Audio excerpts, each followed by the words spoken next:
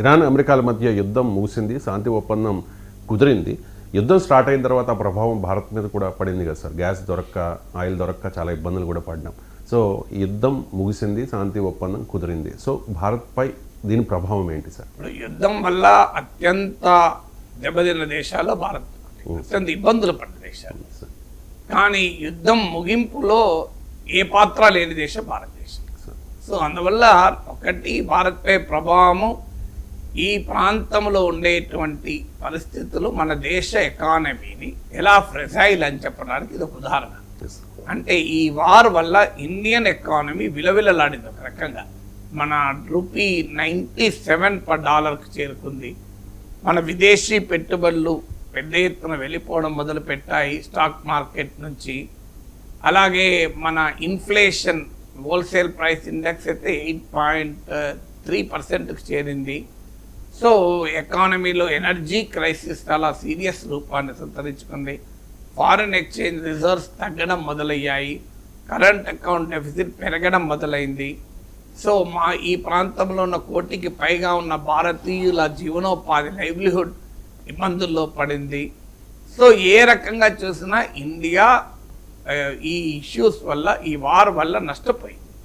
పైగా మనం ఈ వార్లో పెద్ద సమస్య foreign policy reversal. So greatest failure ఏంటి అంటే మోడీ ప్రభుత్వం ఈ పరిస్థితులు హ్యాండిల్ చేయడంలో కంప్లీట్ ఫెయిల్యూర్. ఎందుకంటే మన పక్కనే జరుగుతున్న యుద్ధం, మనపై తీవ్ర ప్రభావం చూపిన యుద్ధంలో మనం ఈ యుద్ధం ముగింపులో మనం ఎక్కడా పాత్ర లేదు. ఇవాళ ట్రంప్ ఎక్కడన్నా ఇండియాకి థ్యాంక్స్ చెప్పాడా? అసలు ఎక్కడన్నా మన రోల్ ఉందా? అసలు ఏమీ లేదు. ఈ నెగోషియేషన్లో కానీ, ఈ డిప్లొమసీలో కానీ అబ్సల్యూట్లీ జీరో రిలవెన్స్ ఉన్న దేశం భారతదేశం అయిపోయింది. ఇది మనకి ఎంత ఆవేదన కలిగించే అంశం. ఒక గ్లోబల్ సూపర్ పవర్ కావాల్సిన దేశం ఉక్రెయిన్ యుద్ధాన్ని మన మోడీ ఆపుతున్నాడు అని చెప్పుకున్న దేశంలో మన పక్కనే జరుగుతున్న వార్ క్లోజ్ చేయడంలో మన పాత్ర జీరో. అది కూడా మనకు అవకాశం ఉండి పోగొట్టుకున్నాం. ఎందుకంటే మనం అమెరికాకు క్లోజ్, ఇజ్రాయెల్కు క్లోజ్, ఇరాన్తో మంచి సంబంధాలు ఉన్నాయి, సౌదీ, యుఏఈ, ఖతార్లతో కూడా మంచి సంబంధాలు ఉన్నాయి. అందరితో మంచి సంబంధాలు ఉన్న ఏకైక దేశం భారతదేశం.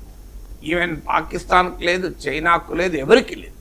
అంత మంచి అవకాశం ఉండి కూడా మనం ప్రైమ్ మినిస్టర్ అనుసరించిన, ఎన్డీఏ ప్రభుత్వం అనుసరించిన ఒక షార్ట్ సైటెడ్ ఫారిన్ పాలసీ వల్ల ఇండియా ఒక గొప్ప అవకాశాన్ని కోల్పోయింది. ఇజ్రాయెల్తో మనం వ్యవహరించిన తీరు, ఇరాన్ అధ్యక్షుడిగా ఇరాన్ సుప్రీం లీడర్ ఖమేనీ చనిపోతే కనీసం సంతాపం కూడా తెలియకపోవడం. సో మనం కంప్లీట్గా డొసైల్గా ఉండడం అనేది మన దేశ గౌరవాన్ని తగ్గించింది. ఒక కీలకమైన అంతర్జాతీయ పరిణామాల్లో ఇండియాకు పాత్ర లేకుండా పోయింది.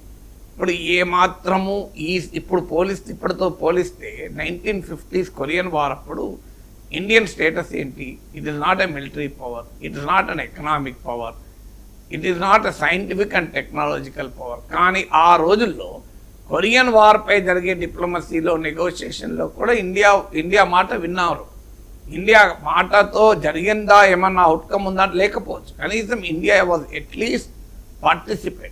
ఇప్పుడు అది కూడా లేదు, ఇంత గొప్ప దేశం. సో ఇదొక ఘోరమైన ఫారిన్ పాలసీ ఫెయిల్యూర్. ఇక మనది లేకపోగా పాకిస్తాన్ ఉండడం మరింత ఆందోళన కలిగిస్తుంది. ఈ మొత్తం వ్యవహారంలో పాకిస్తాన్ కేంద్ర బిందువుగా మారిపోయింది. దీని ఫలితంగా అమెరికా, పాకిస్తాన్ల మధ్య మైత్రి పెరుగుతుంది, ఇరాన్, పాకిస్తాన్ల మధ్య మైత్రి పెరుగుతుంది, Saudi, Qatar and UAE and పాకిస్తాన్ల మధ్య ఫ్రెండ్షిప్ పెరుగుతుంది. పాకిస్తానే కాదు, ఈ వార్ నివారణలో పాకిస్తాన్, తుర్కీయే, సౌదీ అరేబియాలు, ఖతార్ కీలక పాత్ర పోషించాయి. ఈ నెక్సస్ రేపు మినీ ఇస్లామిక్ నాటో దిశగా అడుగులు వేస్తే భారతదేశానికి మరింత నష్టం. ఒక దిక్కుమాలిన దేశం, ఒక పడుకునే దేశం ఇవాళ ఈ డిప్లొమసీలో కీలక పాత్ర పోషించింది. ఎందుకంటే ఫస్ట్ ఎవరు అనౌన్స్ చేశారు? ఈ ఒప్పందం కుదిరిందని పాకిస్తాన్ ప్రైమ్ మినిస్టర్ అనౌన్స్ చేశారు. సో ఈ మొత్తం డీల్ కుదిర్చడంలో పాకిస్తాన్ కీలక పాత్ర పోషించింది. పాకిస్తాన్కి ఇజ్రాయెల్తో పడదు, ఇరాన్కు అనుమానమే పాకిస్తాన్ పైన, అయినా పాకిస్తాన్ ఆ పాత్ర పోషించింది. అన్ఫార్చునేట్లీ ఇండియా పోషించలేదు. ఫలితంగా పాకిస్తాన్ డిప్లొమాటిక్ స్టేచర్ ఏమాత్రం పెరిగినా మనకు చాలా నష్టదాయకమవుతుంది. ఉదాహరణకు అమెరికా ఆఫ్ఘనిస్తాన్లో తాలిబాన్లపై యుద్ధం చేసేటప్పుడు పాకిస్తాన్ ఫ్రంట్ లైన్ అలైగా చేరడం మనకెంతో ఇబ్బందిగా మారింది. ఇప్పుడు చూడండి మీరు, ఇండియా పాకిస్తాన్పై దాడి చేస్తే ఆపరేషన్ సింధూర్ కనుక మళ్ళీ మొదలైతే మన పైన టెర్రరిస్ట్ ఇన్సిడెంట్ జరిగితే ఇవాళ పరిస్థితి ఏంటి? మనము పాకిస్తాన్కు మద్దతుగా సౌదీ వచ్చే ప్రమాదం ఉంది, తుర్కీ వచ్చే ప్రమాదం ఉంది, ఖతార్ వచ్చే ప్రమాదం ఉంది, అమెరికా ఒత్తిడి తెచ్చే ప్రమాదం ఉంది. ఎందుకంటే పాకిస్తాన్ ఇవాళ ఇంత పెద్ద వెస్ట్ ఏషియా వార్ను ఆపడంలో కీలక భూమిక పోషించిన నేపథ్యంలో అవకాశం ఉంటుందా? అందువల్ల it is a big foreign policy reversal ఇండియాకు. ఆ బిగ్ స్ట్రాటజిక్ దెబ్బ, వ్యూహాత్మక దెబ్బ మన భారత ప్రభుత్వ ఫారెన్ పాలసీ వల్ల ఈ వార్ ముగించే క్రమంలో మనం ఎదుర్కోవాల్సిన ఒక పరిస్థితి.